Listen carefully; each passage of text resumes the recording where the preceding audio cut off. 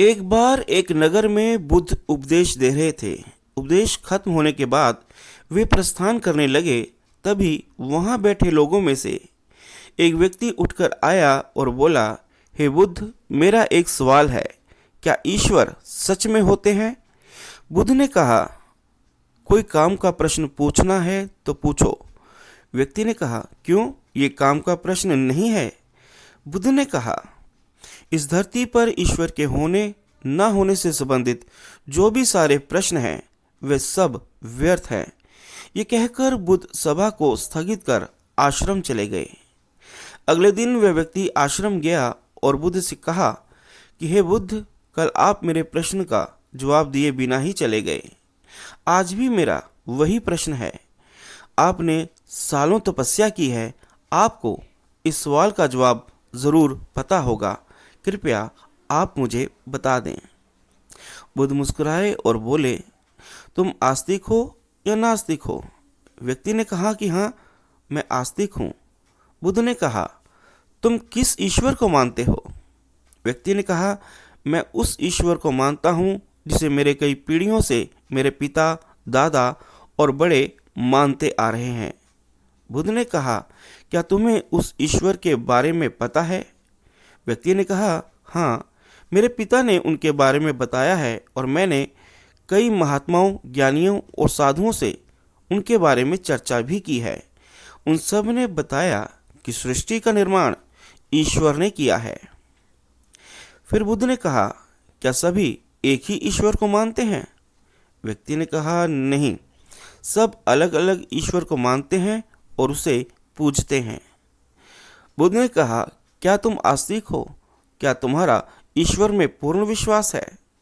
व्यक्ति ने कहा, हाँ, मेरा पूर्ण विश्वास है, मैं आस्तिक हूँ। बुद्ध ने कहा कि जब तुम्हारा ईश्वर पर पूरा विश्वास है तो तुम मेरे पास क्यों आए हो?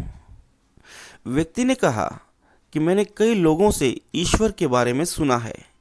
काफ़ी महान ज्ञानियों, साधुओं, सब ने उनके बारे में बताया, लेकिन जब मैंने आपसे प्रश्न पूछा तो आपने ईश्वर के प्रश्न को व्यर्थ बताया।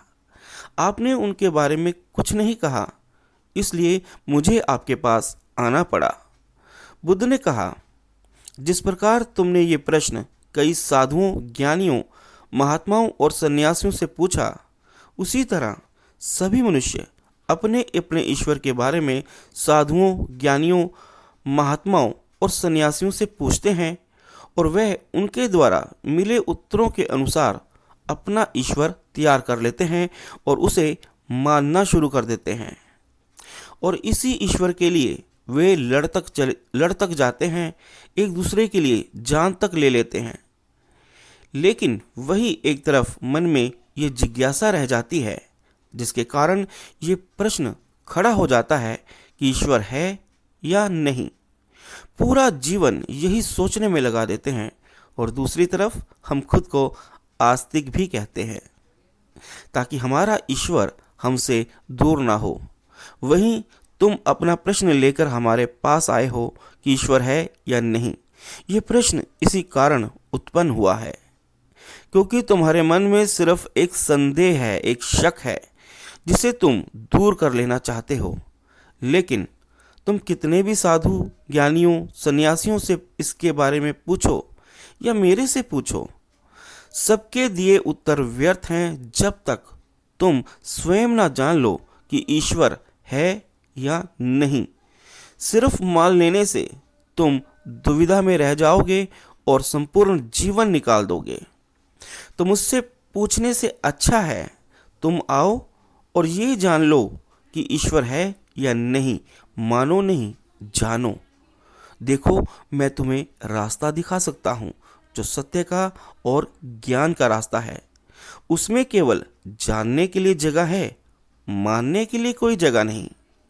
वह व्यक्ति बुद्ध का शिष्य बना और ज्ञान प्राप्ति के लिए सत्य की राह पर आगे बढ़ गया।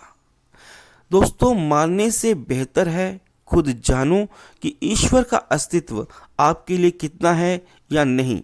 ईश्वर है अथवा नहीं, ये जाने, और जानने के लिए बुद्ध का मार्ग है ध्यान।